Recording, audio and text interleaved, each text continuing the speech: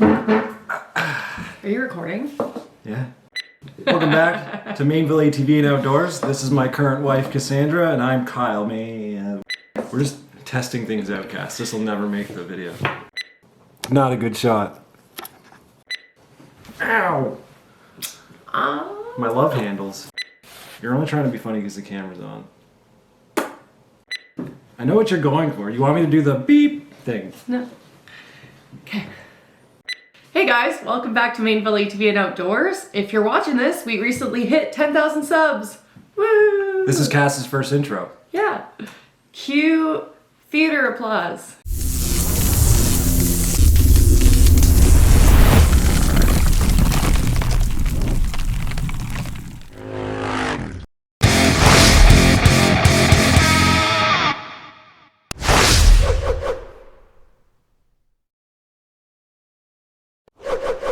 So, 10,000 subscribers. It's pretty huge, especially considering this time last year we just reached 1,000 subscribers, which is a little bitty of what we have now. A little bitty? A little bitty. So, just a little reminiscence of that. I remember our first subscriber ever was our 14-year-old neighbor. Actually, they're leaving right now. We usually wave. But Kaden. So now we have 10,000 Kadens out there watching us, and it's pretty cool. It's a weird way of looking at it. Yeah. He wasn't our first subscriber. Technically, it was our mom's. No, he beat them. They didn't know that we had it. Really? Yeah. Wow. Yeah, he was truly our first. And I remember sitting on the porch one day when we hit 100 subscribers and trying to visualize what that looks like in a room, like a classroom or some sort of committee gathering with 100 people, and just to visualize, like, it was breathtaking that 100 people were interested in what we were doing already, and then that turned into 1,000, 5,000, and now 10,000. So it's hard for us to visualize how many people that is.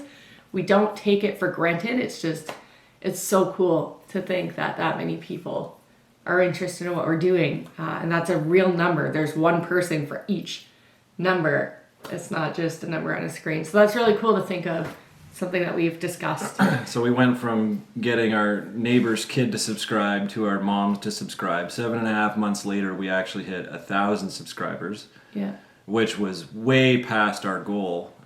We initially didn't really take YouTube very seriously for the first, I'd say, about 6 months. Yeah. That's why there's a lot of just like missing footage that I want to reference, but we can't because I deleted them because I didn't care at the time.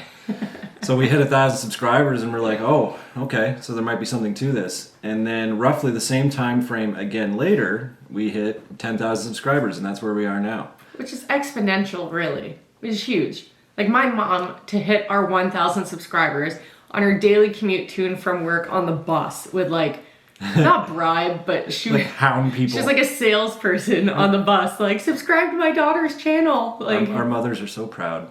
Yeah, his mom shares everything that we share on Your mom Facebook. does too. My mom does too. Like, it's cool. We're taking over moms, the internet. Thanks for supporting what we do. One mom at a time. Yeah, I'm sure. We've only got 2, so. Yeah. And our parents, like our dads and stuff too. Oh, yeah. They're super into it.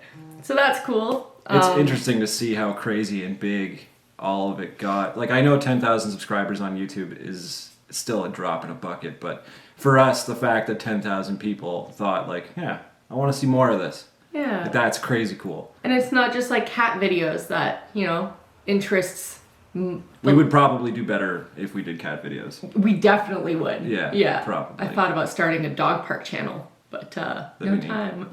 So, 10,000 subscribers and starting to take this more seriously every moment, every milestone. We actually are officially a business. Yay! So we registered for a business. We are officially a Canadian business, and we are called Mainville Media. So that's the business name where all of the things fall under.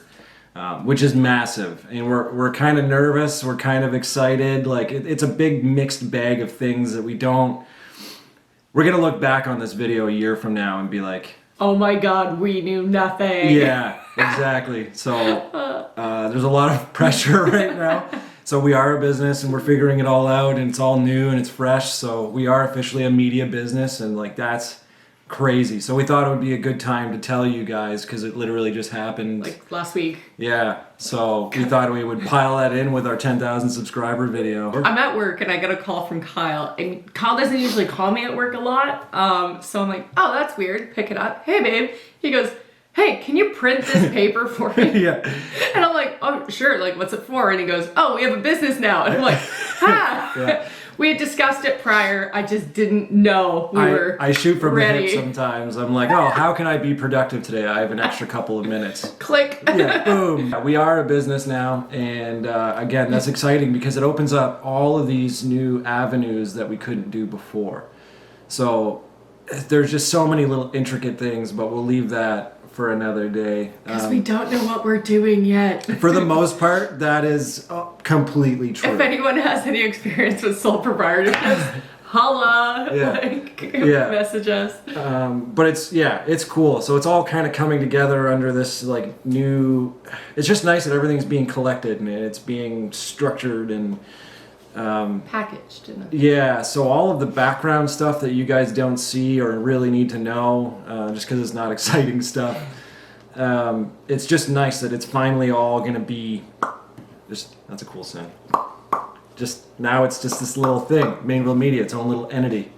So that's very exciting. So with all these milestones going on, like we're having a real good time right now, and we've never been more excited. So with that, splitting our eggs, so to speak, we do have ways of supporting said business. Well, obviously, one of them being YouTube. That's an avenue.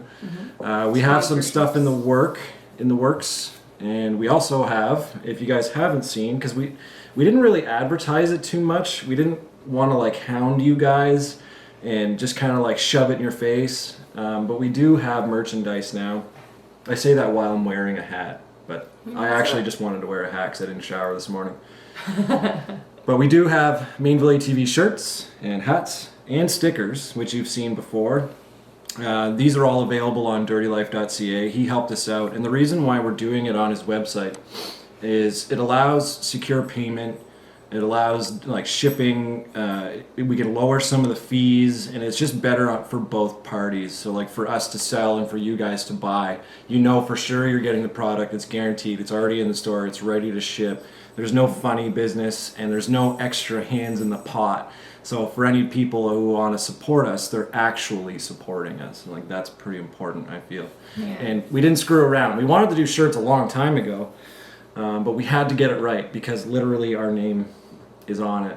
So if this product sucks, our name is on it. So we just wanted to make sure that the shirts were nice and high quality and worth the money, and we tried to buy enough bulk so that the price was lower, and we didn't make it so that we would make more profit. We did it so that we could make it cheaper for you guys, because there's people out there selling shirts for like $40-$50 by the time you get it. So we're pretty happy that we cut the cost down Canadian dollars. So for all of our American viewers, 55% of you in the last 28 days, it's even cheaper for you guys. So that's super exciting. So like all of these little things, all these moving parts are finally coming together. We're really happy with that. So our next part of our video, we're going to go into a little bit of an FAQ, frequently asked questions, because through Instagram, Facebook, YouTube comments, we tend to get some of our questions recurring quite a bit. So we're going to take this opportunity as part of our 10,000 subscriber and business lunch celebration. We're going to kind of wrap that up in a nice package in this video for you. So, I don't know, I can kind of ask you your questions and you can ask me mine. So, so here's what's going on for Cass. And I don't know if you got this more than me, but especially when I go to rides, everyone's always impressed that Cass is out riding with the boys and keeping up and trying. And so one of the questions that we get is, do you have a sister? Not me, her. Yes. Next question. Well, actually, it's a really good segue into one of the things I wanted to touch on. I do get asked, the follow-up question I usually get to that is, how do I get my wife to ride with me? How do I get my girlfriend to ride with me? Good segue. Thank you. Yeah, it went from awkward to actually useful. Yeah, I'm actually useful. No, what I say is thanks. So it's a question I get commonly mostly from the men. I have been approached by women to see like, hey, I'm a little bit intimidated by the sport. How do I get involved? How do I start riding? Where do you get your confidence from? And I'll tell you, bricks half the time. So sorry, babe, you're Now gonna I have to bleep that out. So how do you get your significant other involved? Make it easy for them. Go out shopping, get a helmet if you need one if you're in Canada. Get the right gear. If you're riding in the winter, make sure she's warm. That's my biggest thing. Creature comforts. But more so, I started riding on the back of Kyle's, but I do have a background dirt biking, little homemade dune buggies at home when I was a kid. So that was my kind of segue into it. However, if you've never ridden before or your spouse has never ridden before, if you can get a seat 2-up, that's the best way to start, just to see if they like And being, legal. And legal 2-up, yeah, disclaimer. Just to see if they like being in the outdoors and looking at what nature has to offer and being, you know, exposed to the elements, and if they like that, or, you know, peeing in the bush.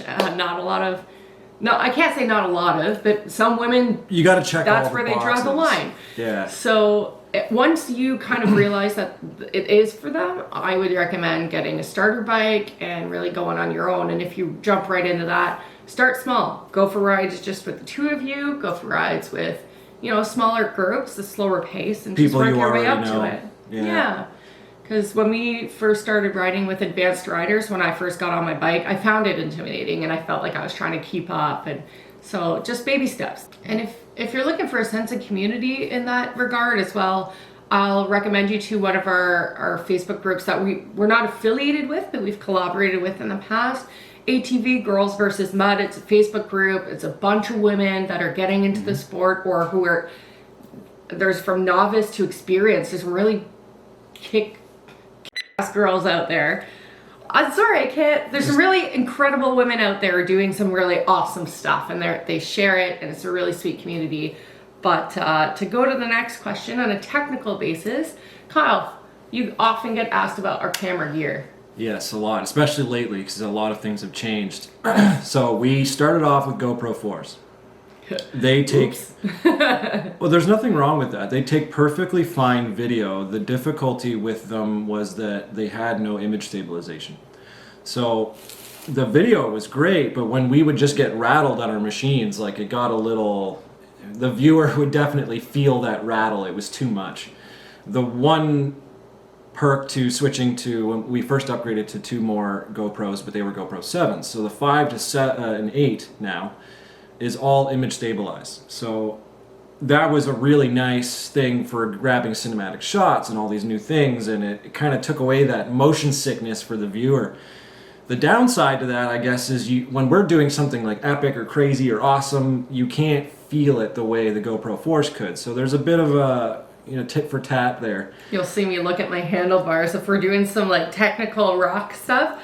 Instead of looking straight at a horizon that's not moving, I'll look down at my handlebars and you'll see. Yeah, it's going crazy. And the GoPro 7s were just handling it. So we went from 4s to 7s, and recently we also got a GoPro 8, which is like a whole other level.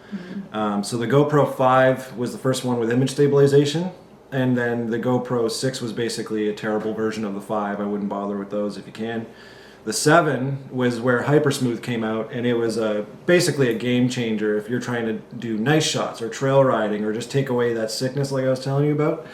And then the GoPro 8 takes it a step farther, where you have Hypersmooth 2.0, of course, right? Because you can't come up with a new name. And you can do not wide lens. Yeah, so there's also new Okay. chances. So the GoPro 7 and 8 are essentially the best GoPros I've experienced to date.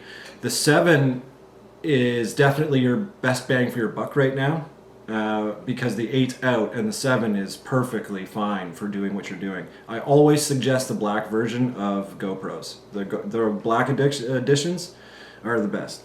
So the GoPro 8 is where, if you really wanted to invest into YouTube, that's where I would head, because it now has the Hypersmooth 2.0. You can switch from wide angle to linear. So you can actually get a square shot like you're watching now, which is big when you're vlogging or you're in a garage. You don't need a wide angle. All that distortion kind of takes away from it all. And then the GoPro 8 also has a new cage. It's not out yet, but the pre-orders are available for December. So battery swaps on the trail got significantly faster. Yeah, because there's no cage on the 8, so you just open up the side, switch out battery, boom. Which in ATVing and side by sides, when you're filming with that, it's a huge game changer. Not the end of the world if you're going to buy a 7, but definitely a nice perk. And with the new cages that they do have, it provides a new shotgun mic, and you can use any external 3.5 mil mics, and or they have on that same cage you have lighting and vlog style screen, so you can actually see what you're filming backwards when you're vlogging or doing whatever. So like there's a lot of things that are nice about the 8. The 7 is definitely where I would start as a minimum. And we also now have a DSLR, which we're filming on now, which is also another game changer. If you've seen our recent videos, you'll see a lot of really cool B-roll, slow-mo shots and focus. And there's a lot to learn there. I don't say that you need Don't start there. Don't start there. Oh, God. It is a lot to learn. And even this morning, getting ready for this video, I'm trying to like figure certain things out and features and whatever. And you kind of learn as you go. Probably the only way that I work. So the DSLR is a whole other level. It's something that I would consider if you're taking YouTube seriously, but definitely not required. How does this all affect your editing? So, oh, and then we also have a drone. So between 2 GoPro 4s, 2 GoPro 7s, a GoPro 8, a DSLR, and a drone, there's some moments where all of those things would line up. And now I just have like 18 tracks in my editors and software and stuff. So you're forced to learn quickly when you're in this scenario. But it's great, and I love the results, and I love being creative. So that's what a lot of this is about for me. And you often get asked what editing software you use, right? Yeah, so I started off with a software called Filmora, Filmora Wondershare, and it was a great beginner to intermediate setup to start, just to get your feet wet and get into editing, and it's perfectly adequate at doing YouTube videos. And I'm starting to leave that now because, like I talked about with all these cameras, DSLR, drone, all this stuff, and when you get into color grading and doing all these things, that's where you start to leave that beginner to intermediate software, and you have to start playing with programs like Adobe Premiere, After Effects, when you want to get into graphics and doing things like that. So I'm kind of heading towards the Adobe suite, which I have been already. But when I'm just editing a quick video of a trail ride or doing whatever, I'm still using Filmora. So something to consider. There's a lot of different software out there. I suggest trying free trials first, just to see because I've tried a lot of software where my brain just wants nothing to do with it.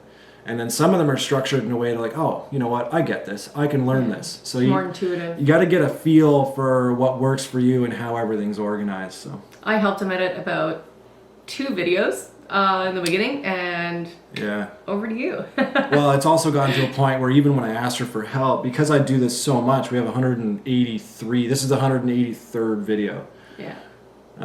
So I got to the point where I'm quick and I know what I'm doing, I know what I'm grabbing, and even when I'm filming, I know what I want and what I'm looking for and what I'm doing. So Cass has gotten really good at recognizing that portion, so she grabs a DSLR and grabs some B-roll and do some cool stuff. But I'm so efficient at this point that I might as well just do the job. Yeah. It's not to knock her, but she has less time than I do for this stuff. So one of the questions Kyle gets a lot is, what quad should I buy? I'm in the market, I'm looking around. Should I go Polaris, Can-Am, which are the 2 that typically compete, or should I go Honda or Yamaha or CF Moto, which is a new contender? So Kyle, first of all, the biggest thing I'll always say first is ride what you're happy with and ride what you can afford. So I know it's a strange thing for me to say because we bought some extreme machines and made them more extreme, and I get that. But the first rule is to make sure that you're happy with it, you're comfortable on it, and you can afford it. So don't go out. I see it all the time where guys are like, well, you know what? Everyone's riding Outlander 1000 XMR, so I should get one too. And then a year later, they're just trying to sell it because they don't use it often enough. So those are the guys that I would suggest just trying to find something in the middle ground where you can keep it and use it the odd time, going out with your buddies, going hunting, going whatever, and it's still there and it's not costing you a mint. Because the XMR is or the high lifters, for example, from Polaris. They're just so dedicated to a task and so high end that you'll end up putting money into it all of a sudden. And yeah, so all these factors. So that, like I said, the first thing you should do is just make sure you're happy with it, you can afford it, and it's within your means, not even just financially, but like what you actually need. So I start with that. The next portion is when you compare machines, it's such a big topic, but I'll get people like, hey, I want an Outlander XMR or a Grizzly 700. So like that's a pretty broad spectrum for me. So most of these people already kind of know what they're looking for. They just want my opinion for some reason. So when you want an Outlander XMR and you want a Grizzly 700, and you tell me that, yeah, I don't normally go mudding, I like to go hunting and trail riding. Well, you really don't need the Outlander XMR. Unless you just straight up want one, I get that. I'm that guy. That I think that's something that we do pretty okay, is that we demonstrate that a Grizzly or a Kodiak can be just as fun and capable with the right upgrades as a Can-Am XMR, or you can use a Can-Am Outlander XMR in a trail situation that's not exactly as exciting as other uses of it. So I think we do pretty well at demonstrating the versatility of the machines. So don't be too afraid to commit to something based on that. To sum it up, especially with the Outlander XMR and Grizzly comparison, like everywhere I go, Cass goes. Yeah. I just do it a little cooler. That's what I always tell everybody. So like her machine definitely does the job, no doubt about it. Like you can get pretty well anywhere, especially when you do a bunch of modifications like we did. It's a perfectly adequate machine and it's doing everything we want it to do, except I spent way more money to do it. So like you can do whatever you're looking to do with all sorts of different machines. So don't just listen to the market or what every cool YouTuber is doing. Find the machine that works for you, and that's just the best way to go at it.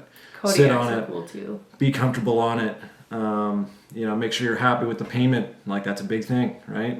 So that's basically my advice when it comes to that one, especially for people who already know what they want and they're asking and they're kind of already leaning me one way. And they just want me to tell them, like, validate them. Yeah. Yeah. And that's fine, right? I'm in this sport constantly, always seeing modifications and money being spent, and I definitely have an opinion to share.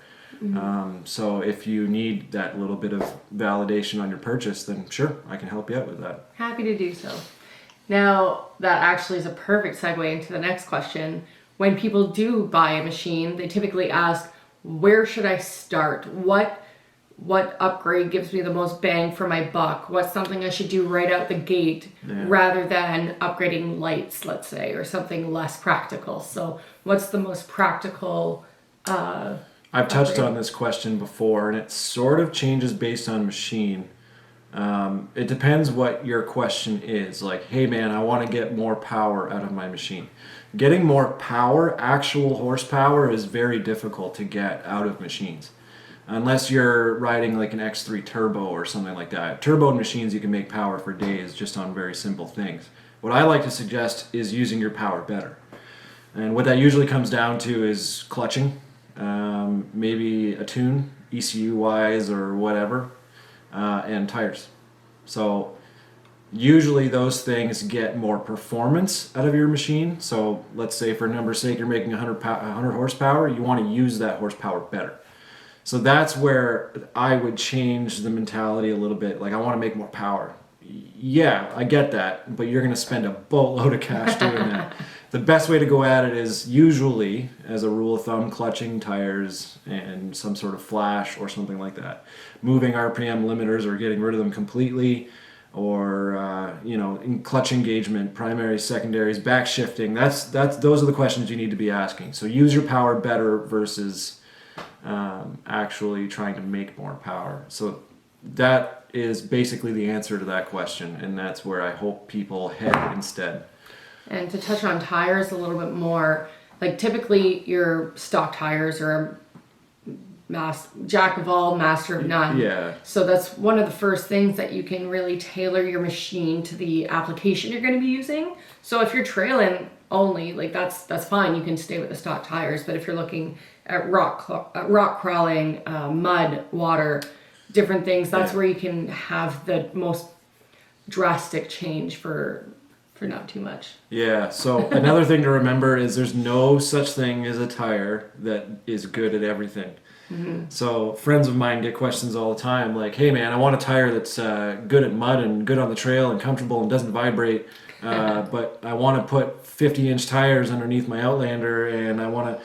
So like, you're not going to get all of these things. So, and that's actually why I have mud tires and I have trail tires. And that's for obvious reason is, you know, the Assassinators aren't great trail tires, believe it or not. So, and same with my Moto Havocs. So I have Moto Havocs, Assassinators, and Moto Claws, and she has Sledgehammers. So we've experienced a lot of tires. So what you can find is, for example, her tires, the Sledgehammers, they're great in mud, and they're not bad Terrible. on trail. Yeah. They're not good. They're not good trail tires, but yeah, so you're always going to have this trade-off. You'll have some tires that are okay at everything, but they won't be good at anything. So like there's always that exchange that you'll have to make. So, and if you can, I always suggest like, so you start off with trail tires that you get on your machine. Great, keep them. And then go get mud tires. And then just switch between the two when you know you're going to be doing a different thing. Like for us, every once in a while we'll go mudding. We'll go do something crazy. Go have some fun. And then we'll have a club ride where we know it's just going to be trail and hanging out and socializing, having a fire, doing whatever. I don't need Assassinators for that.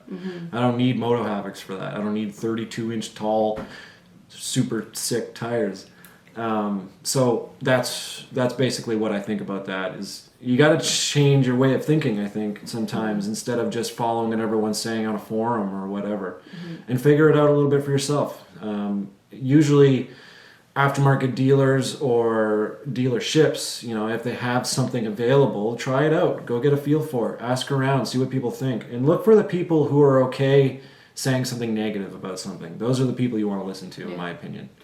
Another one that we commonly get asked is people are looking for sweet exhausts, but not too loud or really loud. So there's a lot out there on the market, and something that I've heard Kyle say time and time again is before you get an exhaust, especially with the Can-Ams, they run lean, extremely lean. So you're going to want to get the fuel tuner in first and foremost. Or an ECU flash. Or an ECU flash. So it's less fun. It's not a sexy upgrade, but it's most definitely a requirement, more based on practicality than anything. Once you have that, absolutely throw yourself an RJWC in there, an MBRP, a Yoshimura, all three of which we've done reviews of, and we've had personally on our bikes. Not the MBRP, but that one's on. We had Nate from we had Nate Flew, here. Another YouTuber over with one. So lots of options. One thing you always got to remember is a lot of modification requires more modification. And don't be fooled otherwise. One of the famous questions is, hey, there's this mechanical exhaust that advertises you don't need a fuel tuner. So it's a half-truth. Yeah. Where mechanical exhausts, or basically, imagine a car muffler. Basically, when you have exhaust coming out, exhaust pressure, it's traveling through a muffler doing all sorts of spins and everything, so it's not a free flow performance pipe. When you have free flow, like an RGWC, Empire, all of these guys, that's where you're making performance. But that actually leans your machine out. So when you're actually using an exhaust with like a baffle or something, it'll actually travel through. You're not actually making a whole lot of performance, but you'll get that sound everybody likes, right? So you just got to ask your questions of, you know, it is advertised to not lean out your machine more. It's true, but your machine most likely is already lean. To meet emission standards and... Right? So the pipe can be advertised saying you don't need a tuner for it, and that's because it's not leaning your machine more out, you know? But your machine was most likely already lean. So again, I always suggest some sort of fuel management. I don't care what brand you use, as long as it's not like something not reputable. Right out of eBay or something like that. So just something to consider is every time you're doing a modification, there's always more steps. So do your research and just ask around, see what people are doing. Just be prepared for that, because your wallet's going to hurt. And you'll always have a weakest link, whether it's axles, diffs, something. So try to make your weakest link something not expensive to change out. Or easy to change out. Or easy that you can do on the trail. If you make your axles incredibly tough and you make your diff incredibly tough, like that's great. Now your axles and diffs aren't breaking, but guess what's next? Now it's your gearbox. Yeah. right? Which is actually way harder to get at, Way more expensive. So, you know, if I can, and I'm playing with the market in these aftermarket parts, I would rather my axles break. Because you literally take off the tire, split it, pull the axle up, new axle in, call it a day, and it's the cheapest one. If that's the only problem. A lot of people don't know that. You can just replace boots, you can replace the knuckle, you can replace the whole CV joint, the actual constant velocity joint. So you can replace those things. It takes usually a little bit of research, and a lot of companies don't like the people doing that because they'd rather you just buy an axle straight up. But these things are possible. So like, just ask more questions when it comes to this stuff. Be curious. Yeah. Yeah. So on that, I think we're done our video. If based on the hitting the 10,000 subscribers and launching our business and having merchandise established finally, if those are any way you feel like you want to support us, obviously you can subscribe, you can reach out to get some merch or some stickers, but even just sharing with your friends is a huge compliment you could pay to us, and it doesn't cost you anything, and you're just sharing that knowledge with other people. So. That's how we've got this far, and that's honestly the best way to support us is just to get our name out there, and like that's more than fine. Like we're not gonna come harp on you because you didn't buy a shirt or a hat or stickers or all the other great things that we own that you should probably still consider, but it's okay. So on that note, thank you so much for coming out. See ya.